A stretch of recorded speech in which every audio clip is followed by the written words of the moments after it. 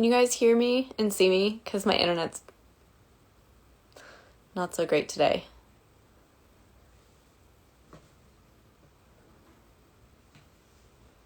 Hello, hello, hello. So hopefully, I think Keegan will be on in just a second. Hey guys. I hope everyone's enjoying this so far. It's been really fun and a great way to just have conversations with many different people and different opinions and ideas about sustainability.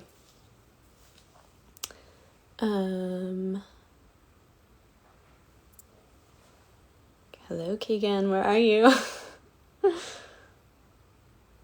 Let's see. Yep, there we go. Oh, wait, shit.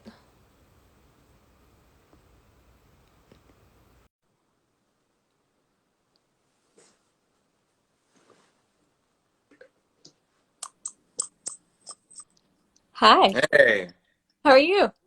I'm doing well. How are you doing? I'm good. I'm better now that I get to hang out with you. Oh, I'm so thrilled to be a part of this, honestly. I've been doing a lot of research on You town have? and I'm enjoying it. You I don't research on what? on town. Wait, how do Oh, I Oh, okay. I'm just not gonna be able to see the video. I don't know how to get rid of Oh, there we go. What's up? Um Oh man. Anyway, I'm thrilled to be a part of this, honestly, and you and Jared are honestly superheroes in your own right, saving the world. So, well, I don't know about well, I mean, we're all trying to do the best that we can, right? I mean, that's the point. So, and especially I feel like having a platform, I mean, more than any, I mean, your platform I think is even bigger than Jared's, so I think yeah, you but understand. well, but here's the thing. I do think that there's a responsibility that um, actors have to, or that anybody who has influence over, other people, that they should come into it from a very benevolent standpoint of what is best for everybody, what's best for the common good. And I think it's incredible what you're doing because the idea of take only what we need, right? I mean, I camp a lot. I go out into the wilderness, and from a very young age, it's always been you leave no trace. Like Right. you go and enjoy the space, and it's a gift and it's a blessing.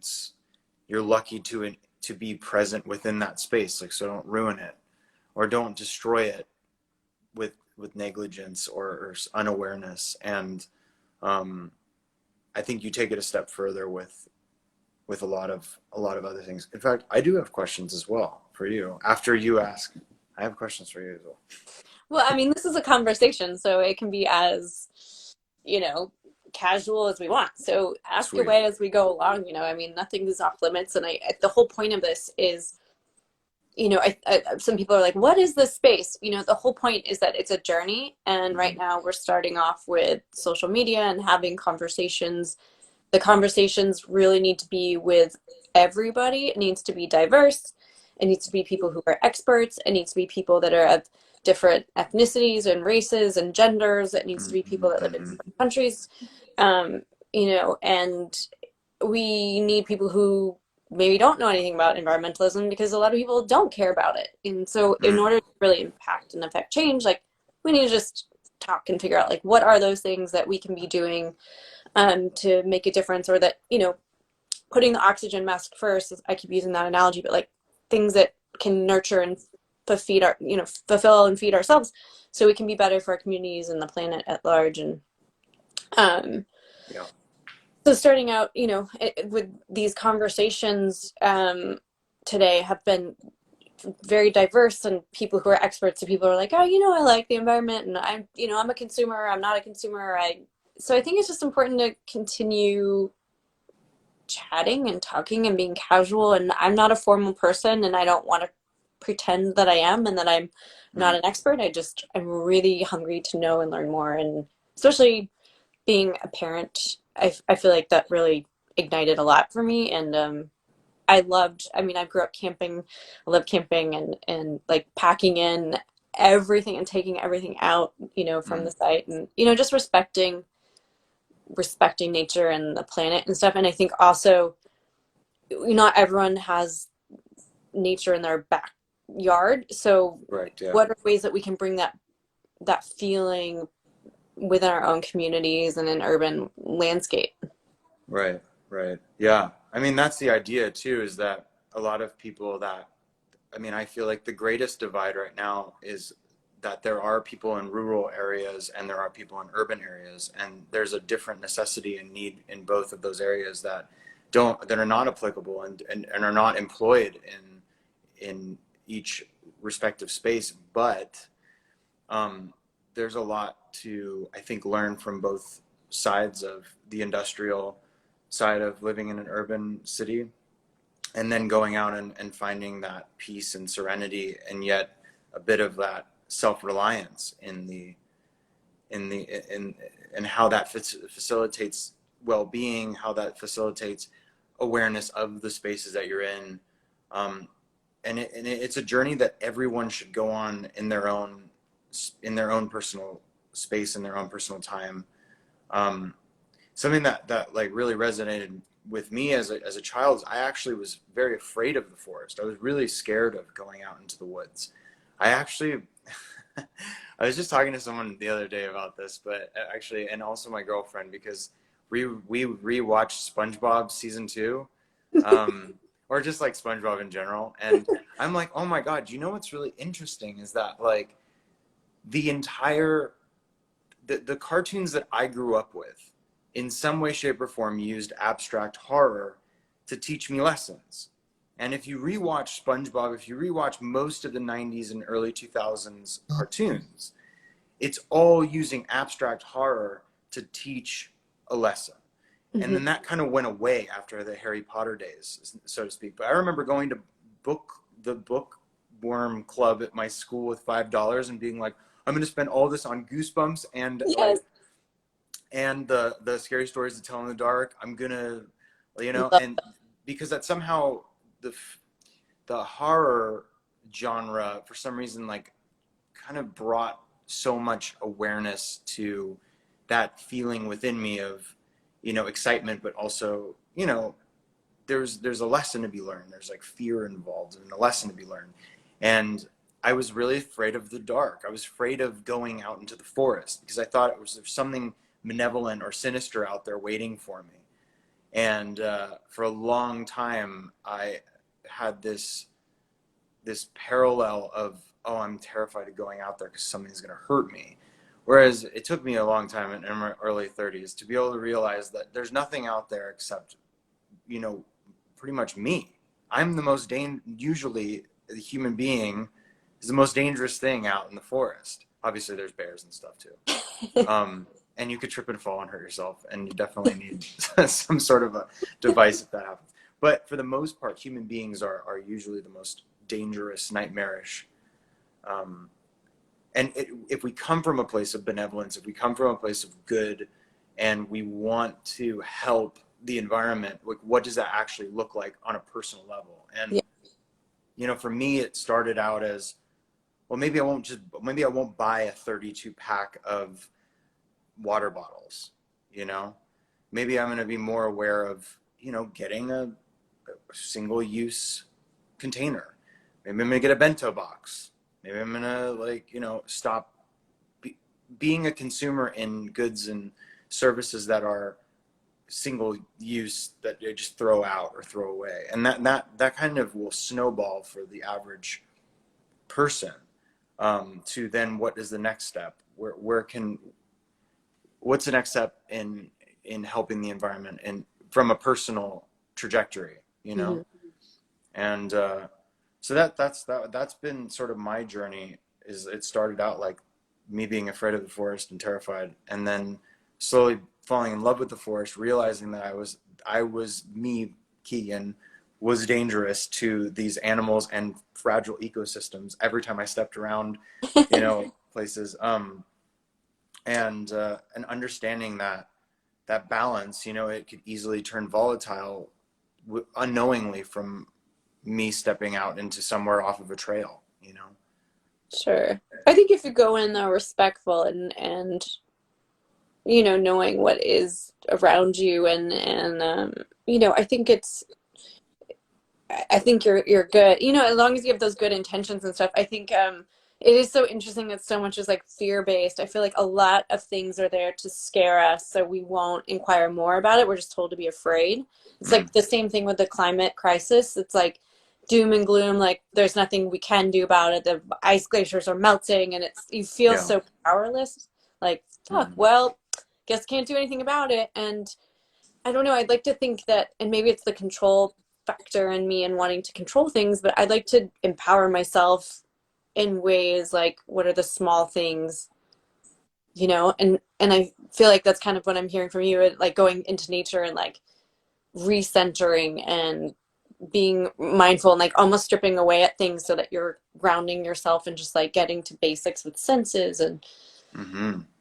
and that sort of thing and like a sense of self-care, which I'm sort of segueing, but like I am thankful that you're here too because as a male, you know, I Mm, feel like there's so much about self-care that is put on women yeah. and you know, like what how do you feel about, you know, self-care for men because we don't really talk a lot about that and how Mm, men not that you can speak for all men, but you, like how do you sustain yeah. yourself?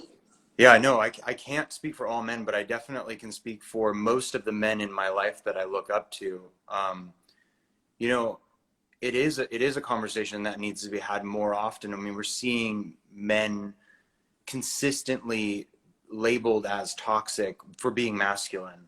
And of course, there are traits that are toxic that are overtly masculine. But I think deep down inside, men very much want to feel a sense of purpose, and not to quote Fight Club, but our great war is a spiritual war.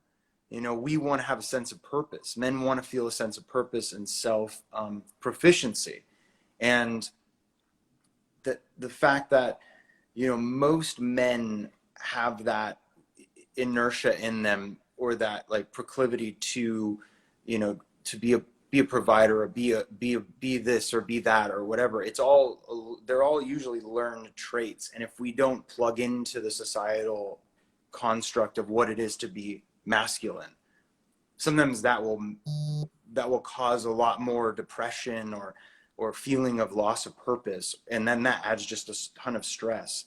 And for me, I found that a lot of my self-care is actually removing myself from what I think others need from me and what I need from myself to operate within the society. You know what I mean? No, I'm not saying like to just remove myself from society fixes everything, but to sit with myself and check in with myself. I don't think a lot of men that I know in my life, especially not from generations before me, it's always been you got to do this and you don't cry. You know, it Right. really was like that. And I'm the kind of guy that I cry at everything. I cry very easily, very frequently. So does my husband. Oh, really? I know. I've seen him. He's a good crier. He's a pretty crier. He is. um, but My oh God. yeah, yeah, man, he's good. He's great. I mean, working with him on Walker, I mean, when he starts to cry, I'm like, uh-oh, I'm an empath. Don't, you know? Stop. Yeah, for real. But um, you know, it, Jared's a wonderful example, not to like utilize him without other people knowing, but on a private level. I mean, Jared to me is someone I can look up to as a male because he's, you know, first and foremost, he's a family man. He has like a great sense of himself, a great sense of awareness of the world around him and how he affects it. He's not one to ever, if he makes a mistake or does something, he's very quick to be aware of that.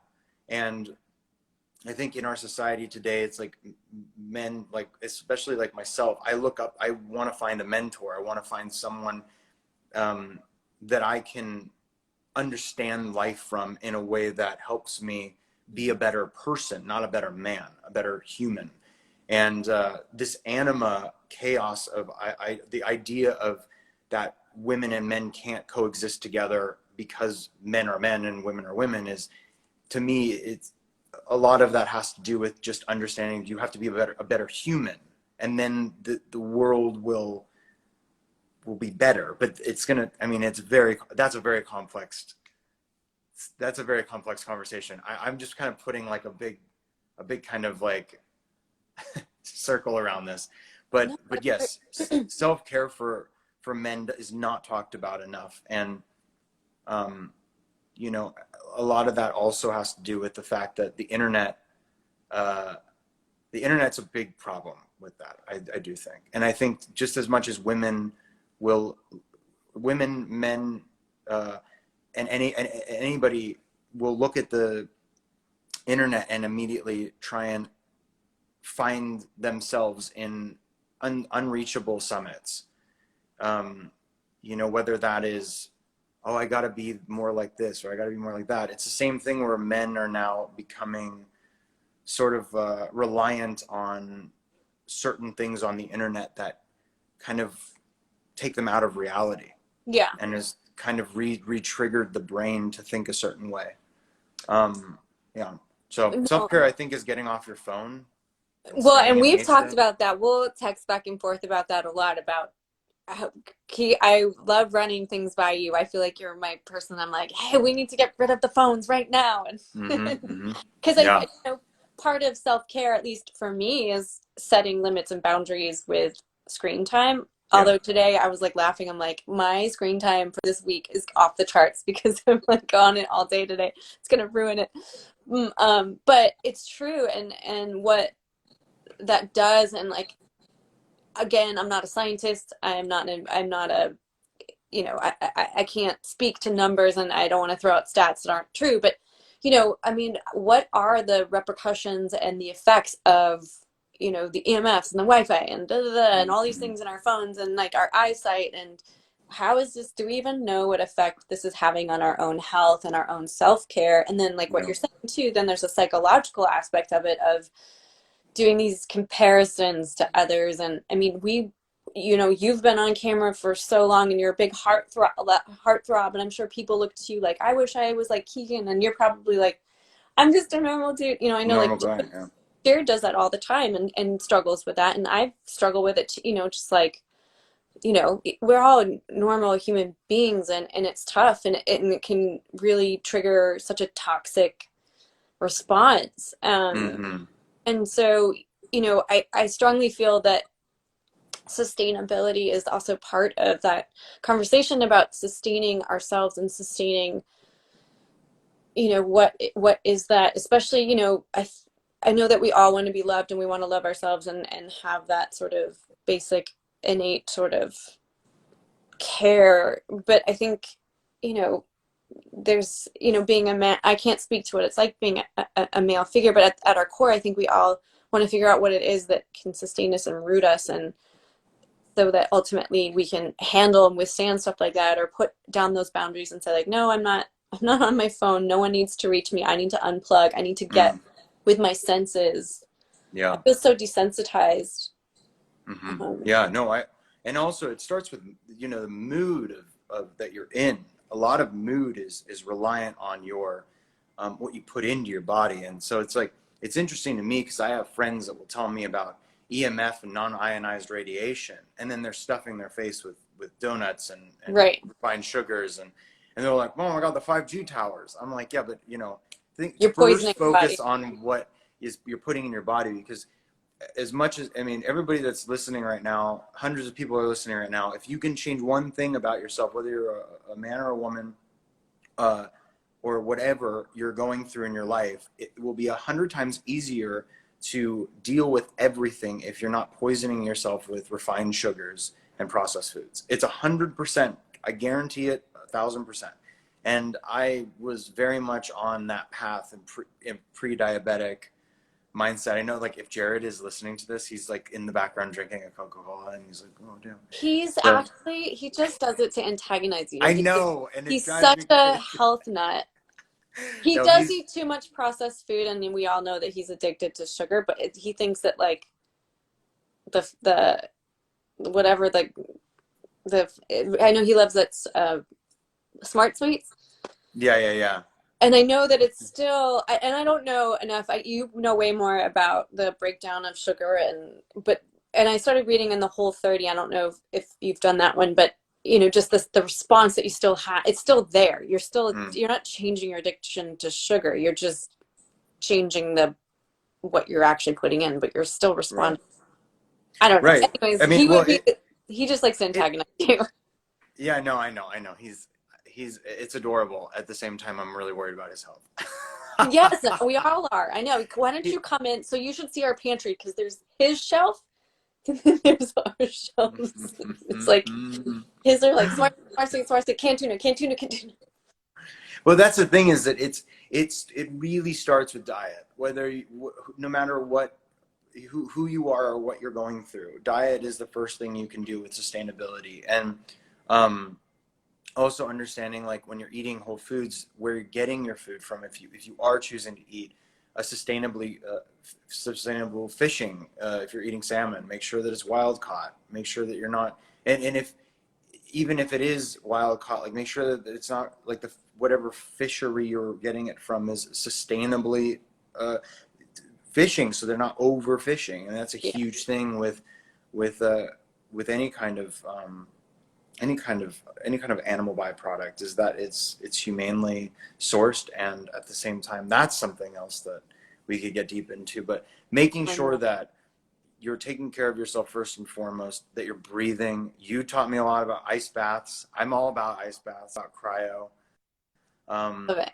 Cold therapy is really, really important. I swear to God, if anybody else takes anything from this conversation, Wim Hof is the go-to YouTube video to pull up after this and learn about his entire, I mean, talk about a concatenation of lives that this guy has lived to get to where he has been, but all of it stems around his ability of his tolerance toward the cold is is not so much of a tolerance as it is a healing mechanism that we all could tap into at any time if we can get over that initial shock of, oh, this is too cold, it's so healing and wonderful, and for the mind it's incredibly useful in Yeah, being able to digest stress out of the body, and inflammation. yeah. So yeah. There's a lot. I totally agree with you to go down that rabbit hole because there's so much to unpack in taking an ice bath. There's the Hmm. physical and the psychological in there. Yeah, like when you do that, when you guys go and sit in an ice bath, like you feel amazing afterwards. Amazing. it, Yeah. it And helps with even in everything. the ice bath, like I enjoy it, but I'm real cerebral, so I'll like sit in there and like tell myself like what is this? What does this feel like? And like Hmm. what part of my body is needing this right now? How does this make me feel? And I don't know. I get real cerebral about it, whereas Jared's like, this is cold, isn't it? Yeah, it's a wild thing, but I mean, I used to think it was only saunas, only hot stuff, and then I realized that it's actually the opposite. It's the colder the better, like for treating any kind of inflammation, and breathing too. I mean, just getting Yes. oxygen. You realize another freaking crazy thing? I read a wonderful book by Sadhguru called Inner Engineering over quarantine, because I was having anxiety panic attacks just in quarantine over just nothing, just Yeah, having days of being panicked, mainly because I was ingesting too much media, too much, like, that makes not sense. just social media, but just reading too much news Breaking stuff. news. Yeah, it's literally fear porn at some Yeah, points. You're just yeah, reading and you're just like, I'm gonna die. But I yeah. realized there was a time where I was reading Inner Engineering, and at the end of each chapter, there's like almost this note to breathe. It's just like a small little note to breathe. And I noticed that I wasn't breathing at all. And then started to become more conscious of the fact that I wasn't taking deep breaths ever throughout the day. I wasn't going like, and like not oxygenating my blood. That's It's fucking amazing. wild. It is Sorry. wild. I mean, and it's almost like the whole gamut, like there's so many components that can make you feel whole and relaxed and recentered, and things that we take for granted that are basic needs like breathing that Hmm. we're not even, we just take for granted, you know. Yeah.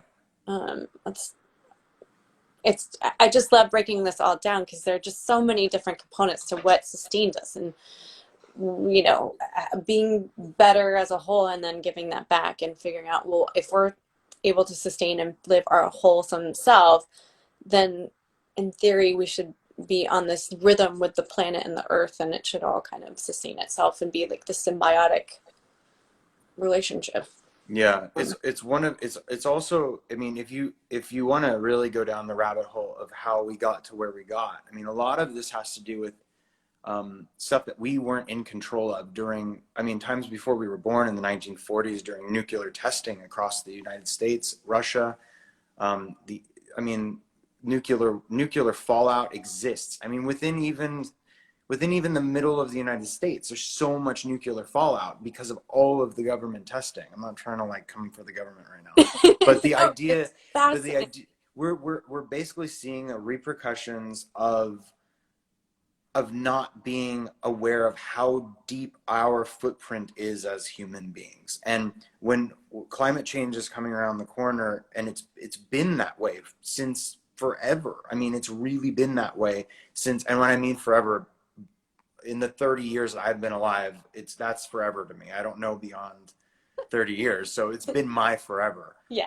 And for a lot of people that are right now children, I mean, I would be really really upset if I was a little kid right now, being like, what I'm have you, inheriting this.